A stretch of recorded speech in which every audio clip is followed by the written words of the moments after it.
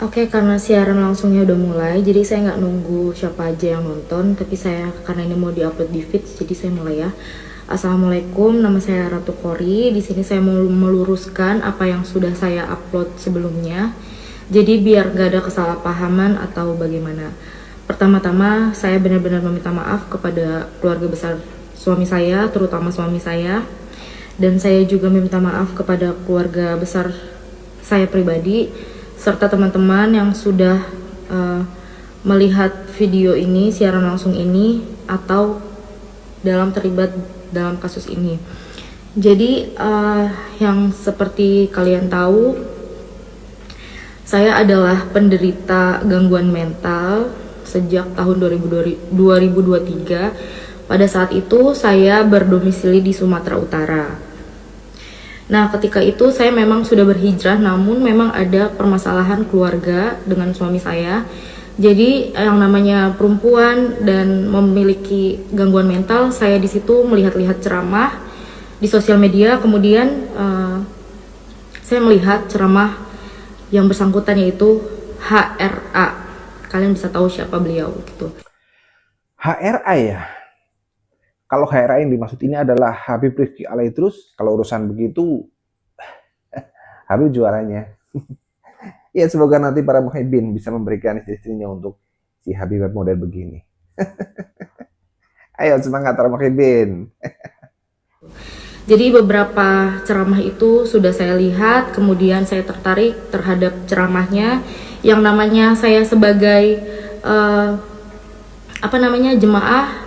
Saya itu memberi salam di Instagram gitu kan. Saya memberi salam kepada beliau, Assalamualaikum, dan kemudian beliau balas dengan sangat baik. Singkatnya, kami di situ sudah berbincang-bincang mengenai bagaimana cara menjadi seorang istri dan ibu yang baik.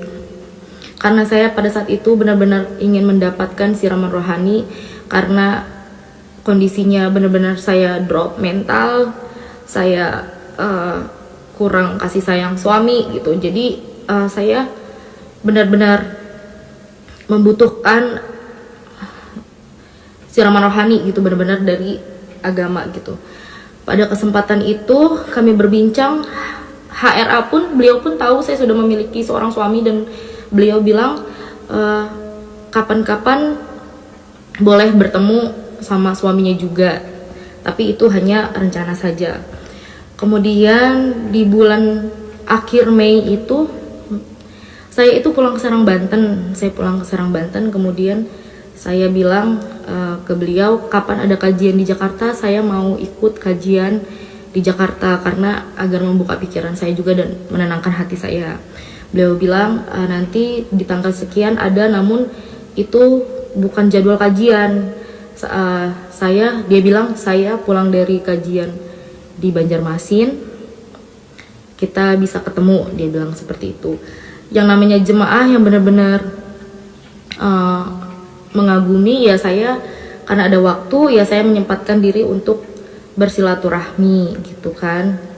Nah, sebelumnya saya juga memberitahu kepada teman-teman bahwasannya Habib itu tidak memfollow saya, tapi selalu men-stalk Instagram saya gitu. Jadi saya bikin story, beliau selalu melihat gitu. Saya bikin story selalu melihat gitu kan. Jadi memang beliau juga mungkin maksudnya menganggap saya gitu, memang menghargai saya gitu kan.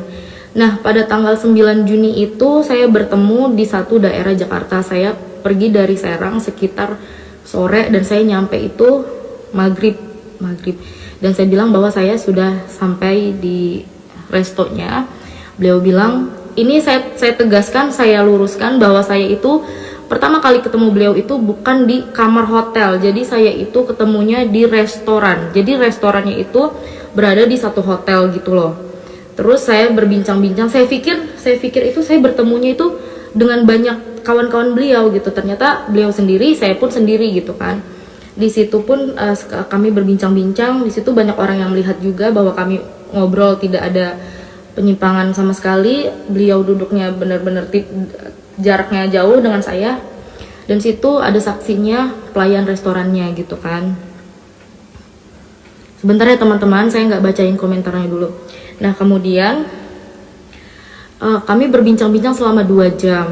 Beliau itu lebih menceritakan tentang dirinya gitu kan, dari nol dia sebelum berkarir sampai di detik saat itu gitu kan. Jadi saya juga banyak mendengarkan kisah-kisah beliau, saya merasa tertarik juga, saya juga merasa bangga gitu terhadap cerita beliau sampai akhirnya menjadi di titik seperti itu. Kemudian setelah berbincang selama 2 jam itu, Habib menanya kepada saya mau pulang kemana. Kebetulan kan saya dari Serang, Banten, dan saya bilang saya rencana mau tidur di Kramat Jati tempat kawan saya namanya Milea, saya bilang seperti itu. Terus beliau bilang nggak usah pulang, nggak usah ke tempat teman kamu atau pulang ke Serang, kasihan jauh, istirahat aja biar saya bukakan kamar di sini. Saya namanya baru kenal juga, terus dia adalah seorang Habib. Saya demi Allah saya nggak mau merepotkan beliau. Saya di situ ada sempat penolakan, tidak usah, terima kasih Bib, saya bilang kayak gitu kan. Saya tidur di tempat teman aja, saya juga nggak bawa pakaian ganti, paling nanti minjem baju ke teman saya bilang gitu. Terus beliau bilang nggak apa-apa, nanti saya bukakan kamar barunya.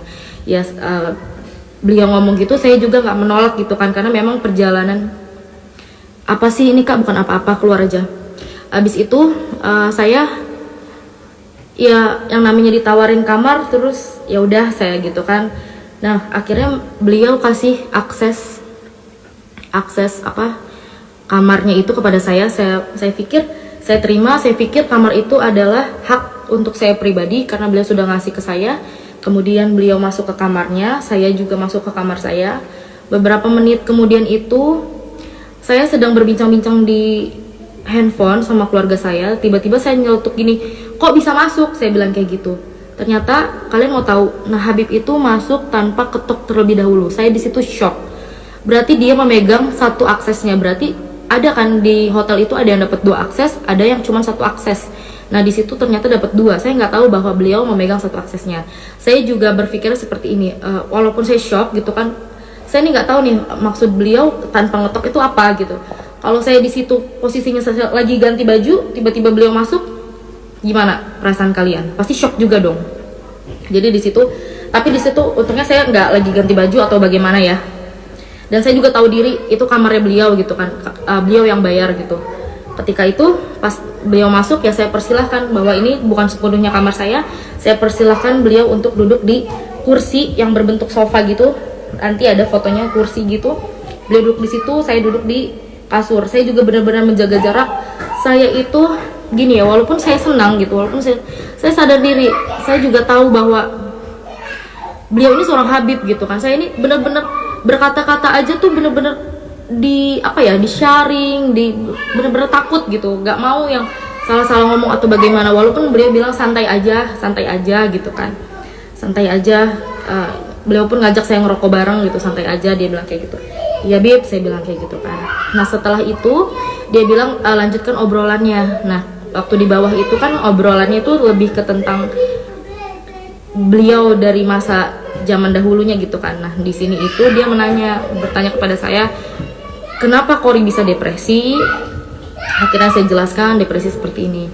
Dan tiba-tiba beliau ngajak saya untuk usaha bareng karena beliau tahu saya sebelumnya memiliki usaha dan itu jalan cukup mulus. Nah jadi saya itu masih tahu kan bahwa modalnya sekian Bib gitu kan, penghasilannya sekian. Nah beliau itu benar-benar yang antusias, benar-benar antusias. Saya sebagai orang wanita ya, ini kita jangan membicarakan Habib dulu. Seorang wanita, ada orang baru kenal, tapi orang itunya yang antusias kan, kita masih bingung ya, apa ini orang benar gitu kan, apa iya ini orang benar gitu loh. Tapi kan saya juga nggak berpikiran, oh ini nih Habib pasti benar, nggak mungkin terpleset omongan dia itu, nggak mungkin ada pembohongan dusta keluar dari mulut, itu nggak mungkin gitu. Jadi saya mendengarkan dia. Beberapa kali dia minjem handphone saya untuk mengkalkulasikan gimana itu nanti modalnya itu, dan dia itu bener-bener, kalian tahu nggak, yang antusias banget. Kori, kamu harus buktikan kalau kamu bisa, dia bilang kayak gitu. Jangan stres lagi, kita usaha. Dia tuh tidak ngasih modal cuma-cuma, tapi dia bilang kita usaha bagi hasil begitu. Jadi kan saya juga ya sudah Bib, oke baik gitu kan. Saya juga nggak mungkin saya nggak ada berpikiran macam-macam gitu. Demi Allah nggak ada pikiran macam-macam. Kalau saya mau berpikiran macam-macam, Saya di situ udah foto-foto beliau gitu kan. Saya video-video yang saya story-story saya nggak ada. Saya di situ bener-bener dari Serang Banten ke Jakarta itu pure mau sharing tentang agama, tentang apapun itu yang saya mau pertanyakan, karena saya itu bener-bener manusia yang depresinya parah, depresi akut. Saya sampai minum obat penenang yang dosisnya besar. Jadi sekali lagi saya tidak ada niat apapun kepada Habib. Saya juga berpikir bahwa dia adalah seseorang yang baik. Setelah beberapa menit ngobrol itu ya, Habib menawarkan untuk gini, apa kamu gak mau peluk saya? Saya bingung gini. Enggak Bib, makasih, saya risih, saya bilang kayak gitu. Enggak apa-apa, mumpung kita lagi ketemu, dia bilang kayak gitu kan. Akhirnya terjadi dipeluk, terus saya dicium keningnya, abis itu saya direbahkan. Sebenarnya gini ya, saya tuh nggak mau menceritakan detailnya, karena itu kalau misalkan dibutuhkan untuk suatu saat nanti dibutuhkan untuk di proses hukum atau bagaimana baru saya ceritakan. Jadi kalau untuk dikonsumsi publik ini saya nggak mau menceritakan detailnya. Yang pasti terjadilah gitu. Saya juga sudah 3 kali penolakan. Saya bilang penolakannya dalam bentuk seperti ini ya. Saya bilang kan saya risih, tidak mau, jangan sampai gitu. Saya bertanya seperti ini. Apakah Habib sering seperti ini kepada cewek-cewek yang lainnya? Saya bilang seperti itu. Itu dasar penolakan saya ya. Secara bukan saya bilang jangan Habib, jangan, nggak mau. Memang mungkin salah saya di situ, saya nggak langsung memberontak atau bagaimana, tapi saya ini masih menjaga dia tuh seorang Habib. Saya tuh pengen menolong juga secara halus gitu ya, gitu. Paham nggak? Saya menanya sampai 3 kali. Apa Habib sering melakukan seperti ini? Aku bilang seperti itu kan. Dia bilang sumpah demi Allah, lillahi ta'ala, saya tidak pernah melakukan ini. Akhirnya sudah terjadilah seperti itu. Tidak berlangsung lama sudah ya. Kalau ditanya apakah saya menikmati atau enggak, tidak sama sekali, karena di situ benar-benar saya merinding, semerinding-merindingnya, dan ya sudahlah, saya tidak bisa berkata-kata. Setelah kejadian itu lanjut ngobrol lagi, tapi beliau itu merasa seakan-akan tidak terjadi apa-apa gitu. Saya kan bengong ya, astagfirullah gitu dalam hati saya ini pengen jadi orang bener loh gitu. Saya ini di sini niat datang nih nggak mau begini loh gitu loh, ngerti, paham nggak sih kalian? Tapi beliau meyakinkan saya lagi, udah Kori, mulai saat ini kita bangkit. Doakan Habib, minggu depan kita buka usahanya, ajak suamimu, dia bilang kayak gitu. Padahal aku udah bilang, aku udah nggak baik-baik lagi sama suamiku, aku bilang kan.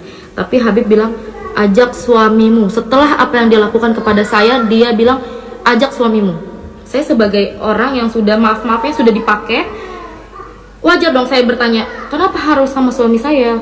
Bukannya saya sudah seperti ini ya sama Habib gitu kan. Dia bilang jangan Kori, lebih baik kamu membuka usaha ini bareng-bareng sama suami kamu. Saya mau kamu dengan suami baik-baik saja, saya juga mau baik-baik saja dengan istri saya. Saya mau di lain kesempatan, saya mau ngenalin kamu ke istri saya, bahwasannya kamu adalah seorang jemaah yang saya percayakan untuk berbisnis dengan saya. Beliau bilang seperti itu. Dan saya bingung, kok maksudnya gimana Bib? Kita selingkuh di belakang apa bagaimana? Ya kurang lebih seperti itu ya, kalian paham. Dia pengennya saya baik-baik aja dengan suami, dia pun sama istri begitu, tapi di lain waktu kalau kita berjumpa ya seperti itu lagi gitu. Saya merasa astagfirullah dalam hatiku kan, tapi udahlah namanya. Di situ kita menyerap apa yang kita dapat, tapi kita diam aja dulu karena di situ kan Habib masih baik. Dan Habib bilang saya mau ke kamar dulu, dia bilang kayak gitu kan. Nah aku pun izin, Bib, saya mau izin bahwa saya ingin ngajak teman saya untuk tidur di sini, namanya Milea. Habib mengizinkan, silahkan untuk menemani kamu tidur di sini. Ya terima kasih semuanya. Kemudian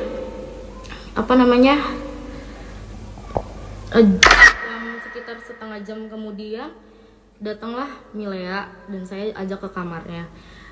Ketika Habib tahu yang tadinya bolak-balik masuk ke kamar saya tinggal buka aja karena dia memegang aksesnya, ketika beliau tahu saya di kamar ada teman saya, kemudian dia langsung ketok. Saya bukakan. Beliau sempat ketemu teman saya dan berbincang-bincang juga sama teman saya, basa-basi gitu, namanya siapa?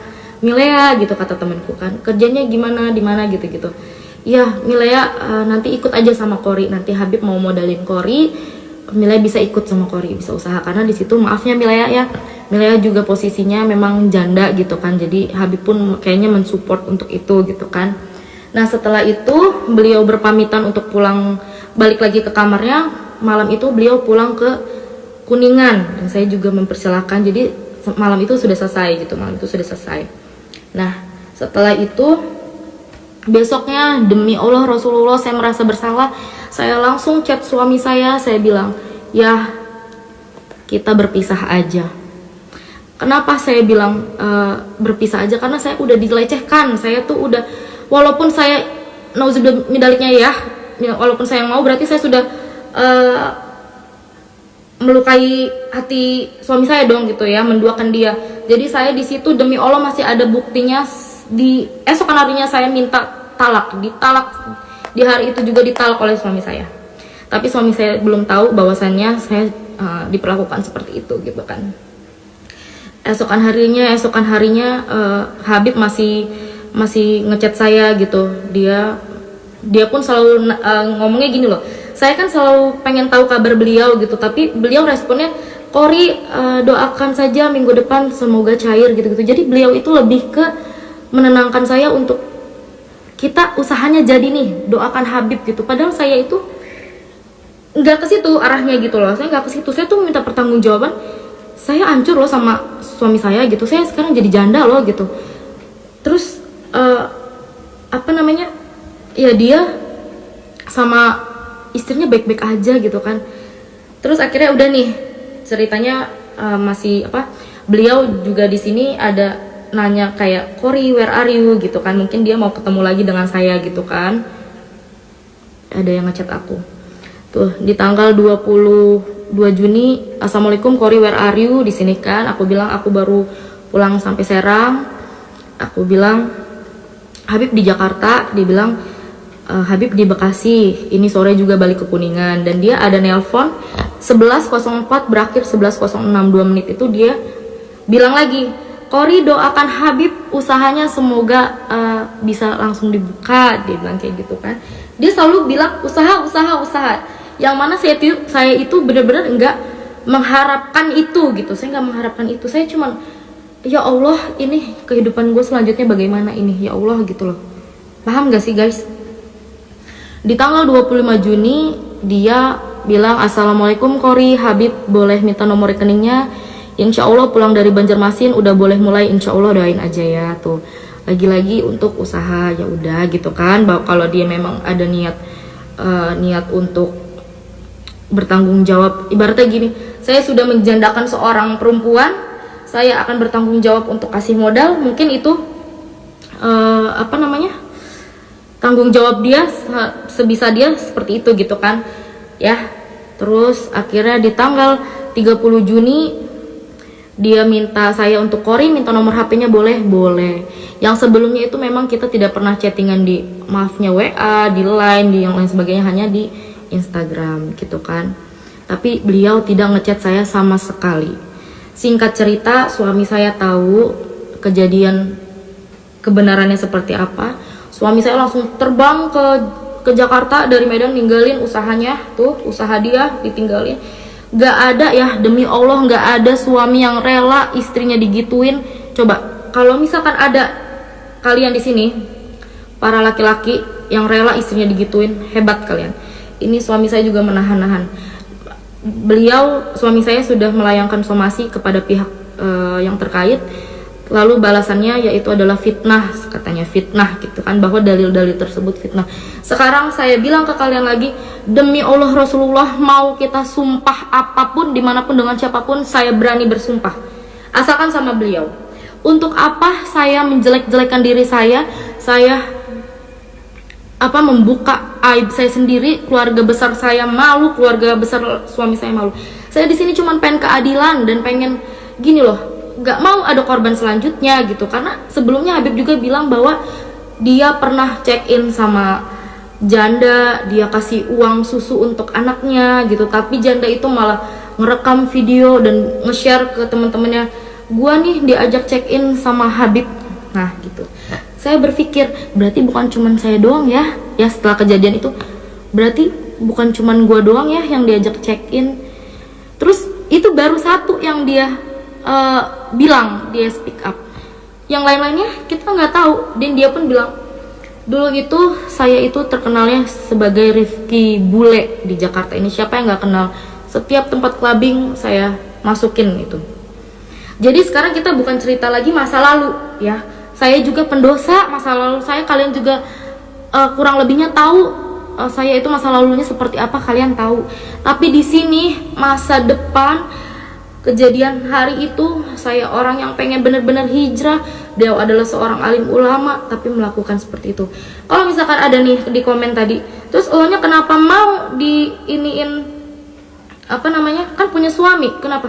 Kan gue bilang gue mau pulang nggak boleh dibukain kamar. Gue pikir kamar itu adalah hak pribadi untuk gue, ternyata dia megang satu aksesnya.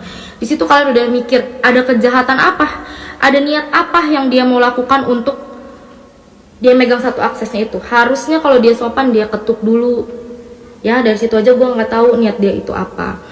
Terus kedua ada yang bilang apa lagi tadi, pokoknya ada yang bilang kenapa mau gitu kan baca seorang gini. Kalau dia adalah lelaki biasa, seumpamanya kalian laki biasa terus maaf-maafnya melecehkan, mungkin sudah selesai, bisa baku hantam sama laki gua selesai.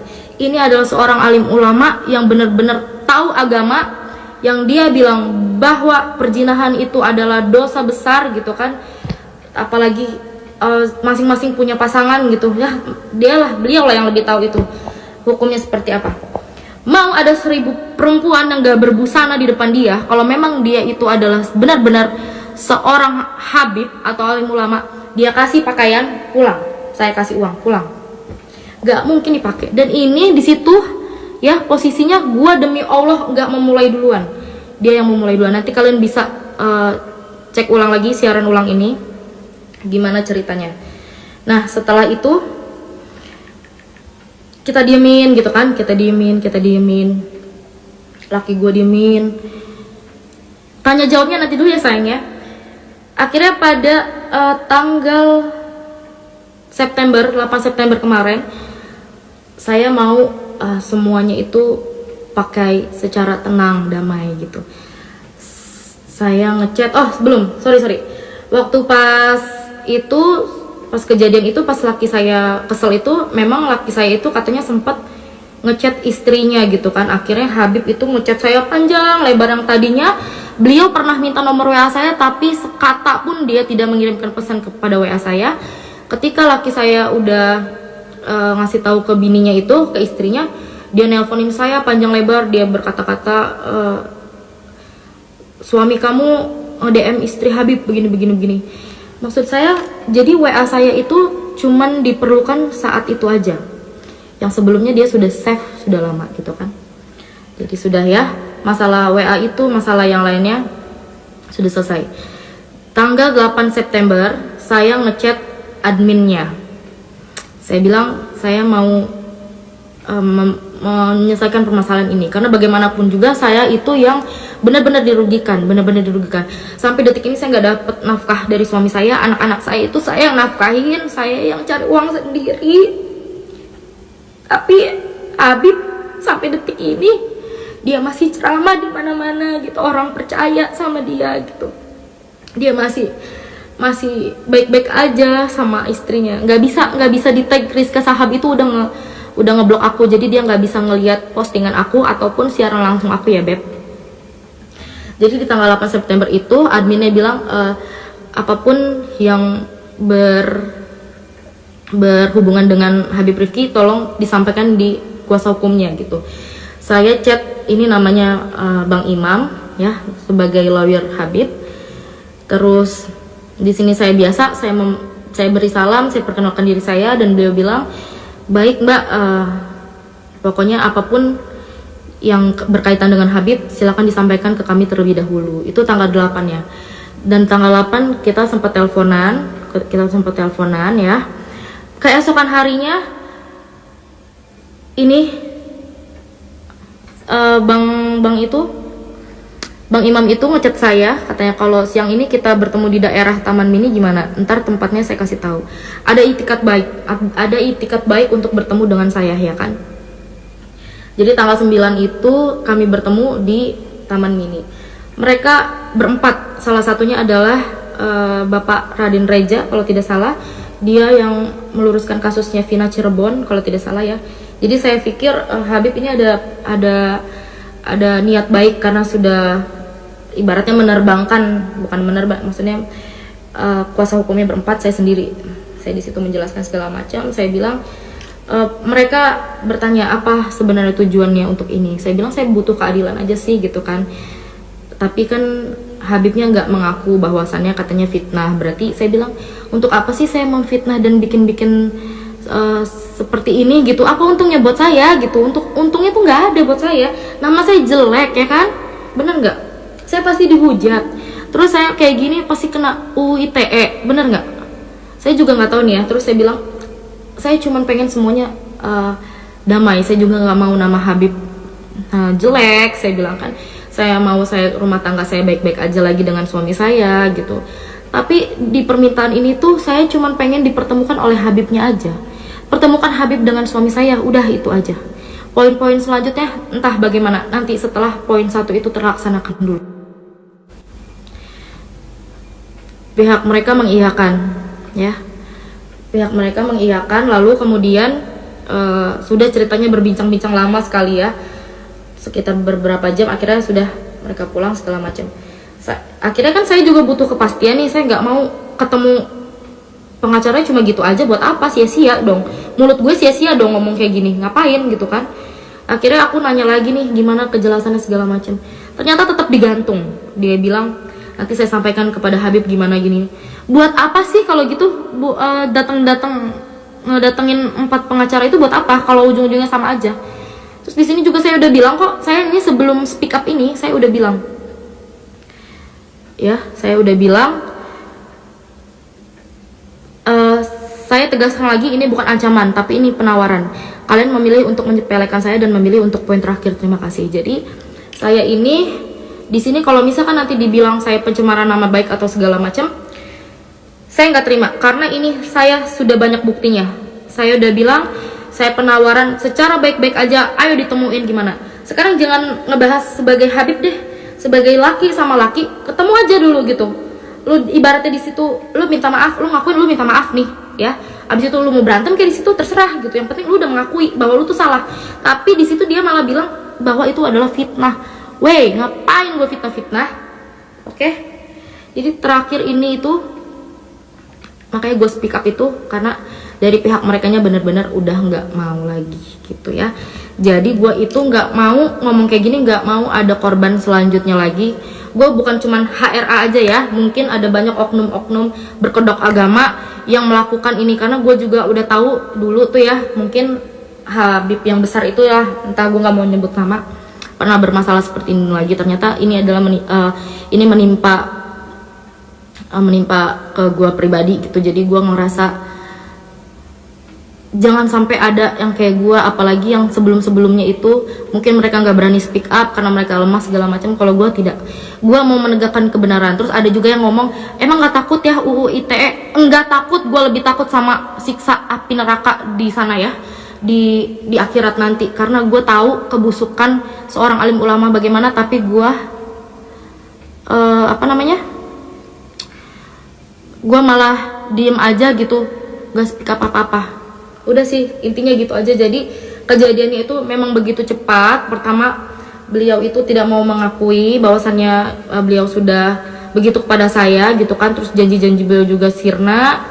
Terus kak maaf ketinggalan, emang ketemu di hotel Habib yang ngajak, apa emang kakak minta pengobatan gitu, ngajak mediasi di hotel? Nggak ada, lu dengerin siaran langsung gua. Makanya ini mau gua taruhkan, mending aku Habib dibanding aku Nabi. Bukan alim ulama, dia dukun kelamin. Yang nggak tahu terserah kalian. Yang penting itu gua sudah menjelaskan sedetail-detailnya, sejujur-jujurnya. Tapi ada beberapa hal yang memang gua tidak sampaikan karena itu adalah privacy dalam arti ketika nanti akan dibutuhkan untuk di pengadilan atau di urusan hukum nanti baru gua jelaskan gitu kan, apa aja, bagaimana ciri-cirinya dia, bagaimana kejadiannya itu detailnya seperti apa, itu akan dijelaskan. Itu biarkan, itu adalah urusan saya dengan nanti selanjutnya ya. Lebih hebat Abah Otong daripada Habib itu. Guys, sorry, terima kasih, aku nggak baca semua, emang nggak aku baca ya, banyak banget terima kasih. Tapi di sini kan banyak yang nge-tag Instagram istrinya, dia sudah ngeblok aku, jadi dia nggak bisa ngakses Instagram aku juga. Jadi yang mau share siaran langsung ini boleh. Terima kasih banyak turut bersimpati dalam masalah Murad. Terima kasih banyak teman-teman yang udah support. Intinya aku minta keadilan dan jangan sampai ada korban selanjutnya, entah Habib yang lain atau memang Habib ya dia sendiri gitu. Saya tidak mau ada korban selanjutnya. Jadi terima kasih banyak teman-teman, mohon doanya dan bantu support sampai kita bisa membuktikan bahwa keadilan itu harus benar-benar ditegakkan. Kalau dia kasih pasal UU ITE, kamu kasih pasal juga pelecehan perempuan. Siap. Terima kasih teman-teman. Intinya yang mau denger dari awal, Kori simpan di Instagram. Terima kasih. Assalamualaikum warahmatullahi wabarakatuh.